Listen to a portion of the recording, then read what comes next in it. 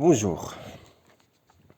Avant de donner quelques informations géologiques de la région de Moulay Boucht al-Khammar, il est utile de présenter cette personne.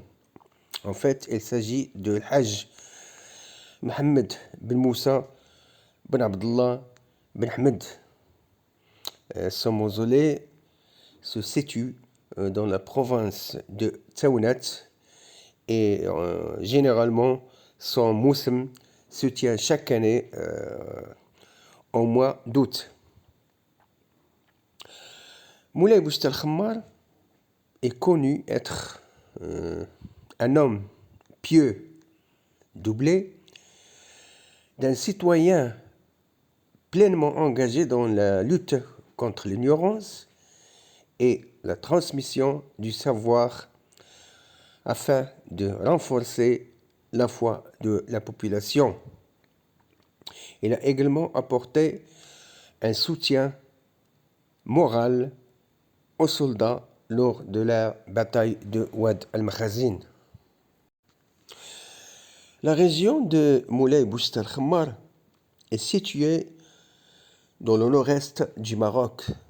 C'est une zone qui a fait l'objet de nombreuses études géologiques en raison de sa complexité structurale.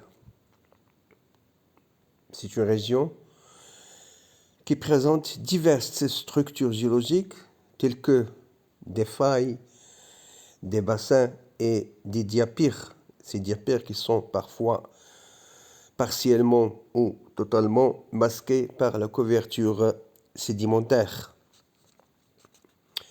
Les principales formations rocheuses dans cette région sont caractérisées par leur diversité et leur richesse géologique. Notamment, on trouve des géodes marocaines. Ce sont des formations rocheuses, creuses ou sphériques. Elles se trouvent dans diverses régions du Maroc.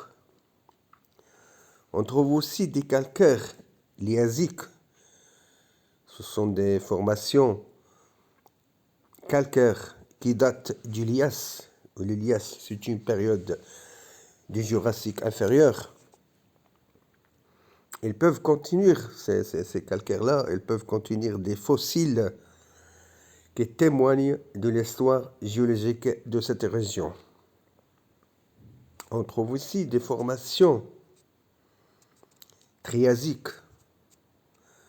Et le Trias, c'est une période qui a précédé le Jurassique. Et ces formations triasiques sont généralement des roches sédimentaires telles que des grès et des argiles. Ces formations rocheuses jouent un rôle clé dans la compréhension de l'histoire géologique du Maroc et offrent des indices précieux sur les événements tectoniques et les environnements passés qui ont façonné la région. La structure tectonique de la région de Moulay Boucht al-Khammar est influencée par l'histoire géologique complexe de la région du Maghreb. Cette zone fait partie de la chaîne alpine des Maghrébides qui s'est formée à la suite de l'évolution géodynamique de la Tétis.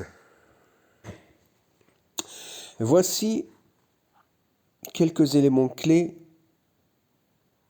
de la structure tectonique de cette région. Premièrement, la période de rifting, du passage entre le Trias et le Lias. En fait, la fragmentation de la Pangée a entraîné l'étirement de la croûte continentale entre l'Afrique et l'Europe, et ce qui a initié la marge nord-africaine et la mise en place d'un cortège de roches volcaniques. Et durant le Trias, des structures en bloc basculées et une sédimentation détritique argilo-gréseuse ont été observées et scellées par des évaporites du Trias supérieur, Lias inférieur. 2. Période de post-rifting qui date du Jurassique moyen au Crétacé supérieur. Cette période est marquée par l'activité des failles normales et qui sont orientées sud-ouest-nord-est et sont observables dans les monts de Hadna et des Aurès.